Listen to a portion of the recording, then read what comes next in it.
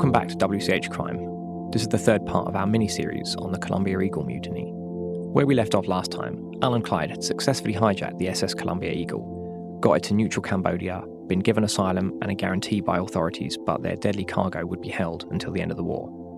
It's the case of the successful two-man mutiny aboard the American munitions ship Columbia Eagle. 2 crewmen were armed when they took control of the cargo ship. The hijackers, meanwhile, went on.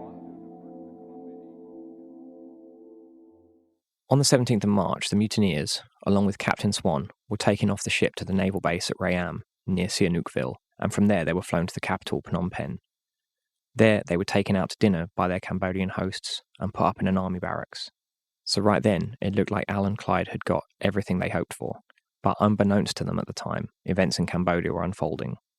The U.S. had been trying to undermine Sihanouk for many years because they wanted the Cambodian government to step up the resistance against the Khmer Rouge as well as the Viet Cong and the North Vietnamese people transporting materials down the Ho Chi Minh Trail. So they had been pushing different members of the government, providing, I imagine, material support and financial support to line their pockets. But the CIA was adamantly moving towards trying to get some of those people on their side, and this was the golden opportunity. The next day, 18th of March 1970, Alan Clyde were driven to the Foreign Office to meet with officials and fill in some paperwork about what they'd done to process their asylum claims. On the way, Al asked to go by the embassies of North Vietnam and the Viet Cong, which the driver did. Outside the embassies, there were big crowds shouting and yelling, but from the car, they couldn't see what all the commotion was about. That only became clear later. That night, the coup occurred.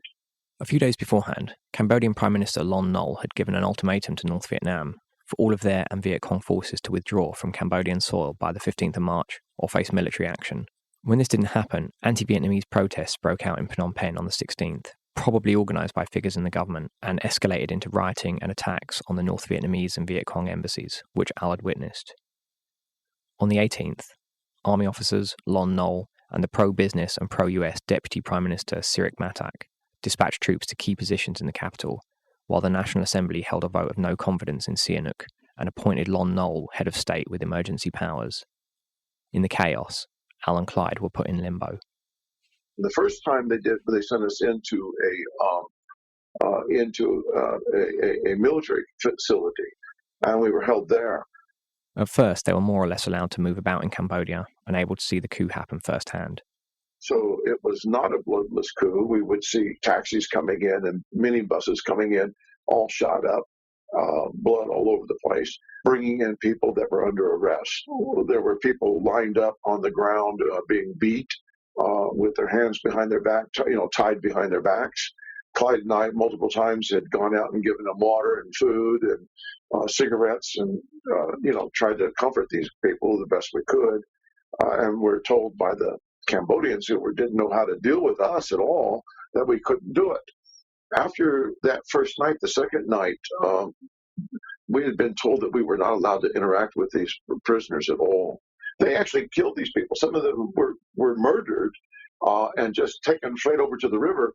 They had a little dock, and they would just waste them there and dump them into the Mekong River.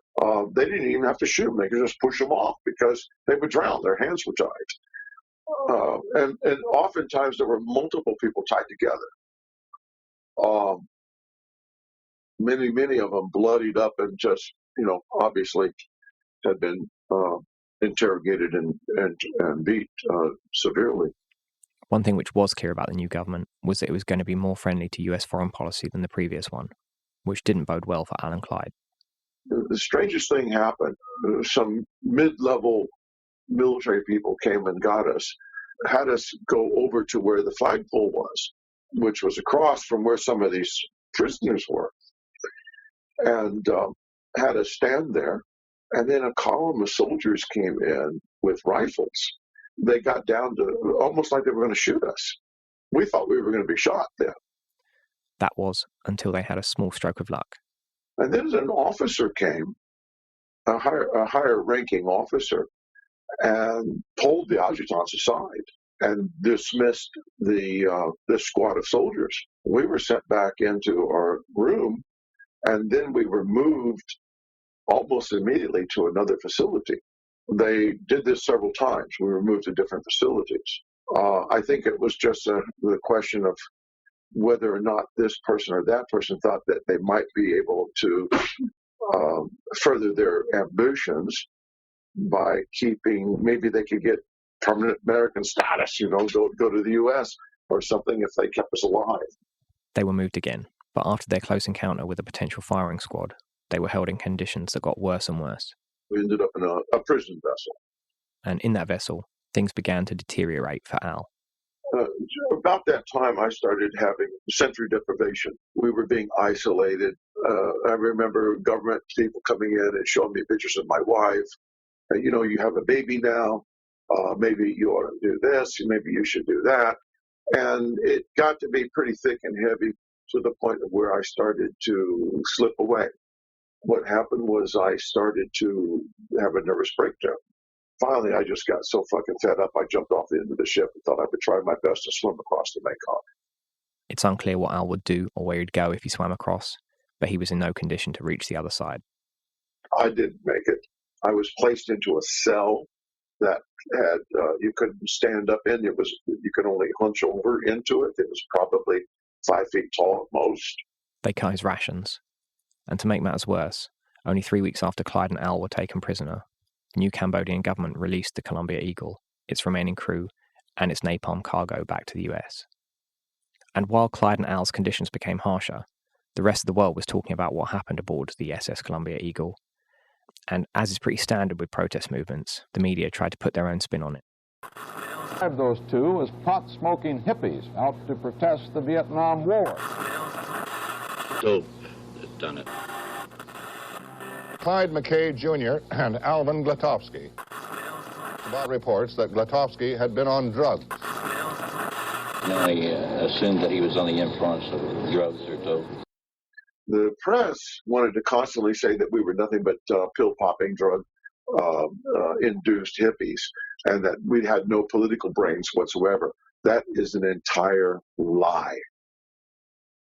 We had an understanding of the politics that were involved.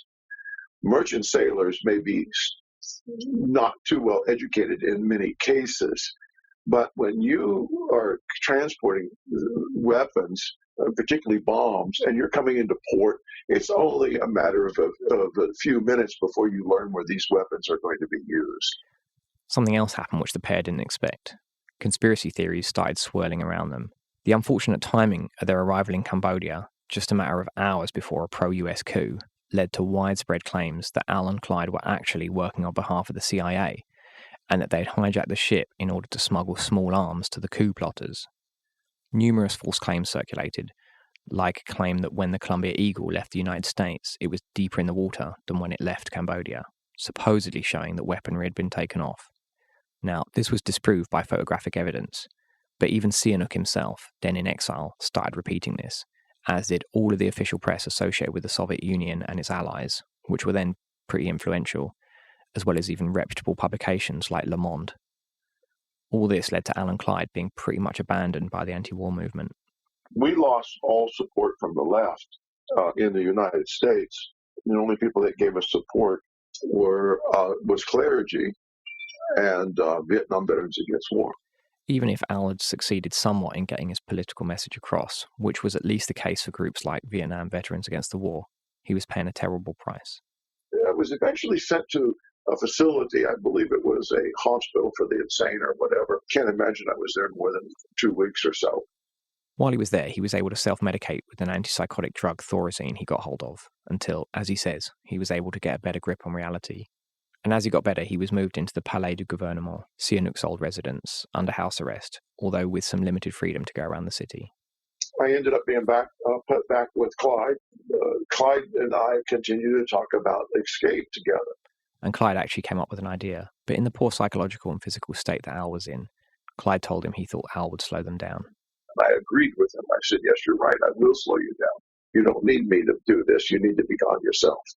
And so I helped him make arrangements to do so. We went out to dinner. He was able to escape out the back door, or actually a bathroom. He was able to go into the bathroom and escape.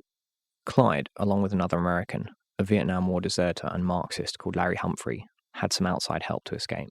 They got to a certain point and they were dropped off, and then that was it.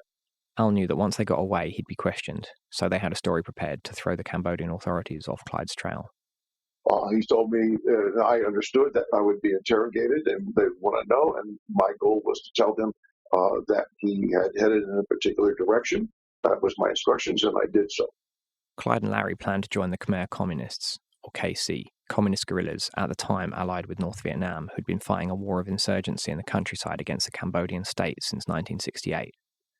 Over this time period, Al and Clyde had a lot of contact with international journalists. One day, Al was approached by a US reporter. And he said, well, what are you going to do? And I said, well, I personally would love to stay here, but I can't. I'm afraid that I will deteriorate again. And I said, what I would really like to do is get back to the United States and face trial and surrender myself. And he asked me what he could do to help. I said, well, what would really help is if you have a car that was sitting right here and we could get in and go. He goes, well, I can't do that, but I can bring one up to the gate at the palace. Al knew what might face him back in the US. The possibility of life in prison or even the death penalty.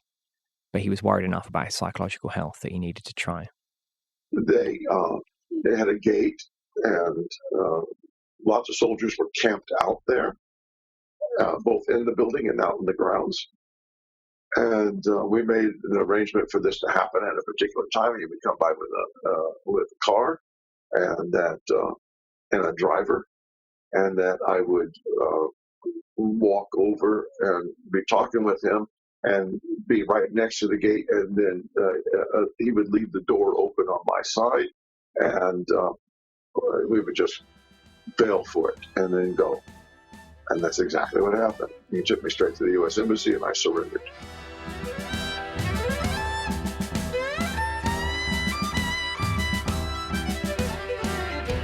Well, that's it for part 3. The relevant levels of our Patreon supporters can listen to the final part now, as well as the bonus audio. So if you don't already, you can support us, get early access to episodes and other benefits at patreon.com/workingclasshistory. For everyone else, the 4th and final part will be out next week. For Thailand we were bound. The cargo we carried was meant to scorch the ground. 10,000 tons of napalm might bring a victory. The last thing we expected was a mutiny. If you want to learn more about the Vietnam War, check out the Working Class History podcast series on the conflict. Our episode 8 is about the strike wave which took place in the US at the time. Episodes 10 and 11 are about the anti-war movement within the US Army and Navy. And in episode 14, we talk to Noam Chomsky about the geopolitics of the conflict and hear from a member of the Vietnamese Women's Union about the human cost of the war. Coming soon, we also have a multi-part episode about the US movement against the war, so subscribe today to make sure you don't miss it. Thanks to our patrons for making this podcast possible. This episode was written and produced by WCH and Daniel Woldorff. Audio editing by Daniel Woldorff. Music composed by Austin Coulson. The outro music for this episode is the song Deep Water by the R.J. Phillips Band, which is about the mutiny. Links to stream it in the show notes. Catch you next time. Save us from the throes of war.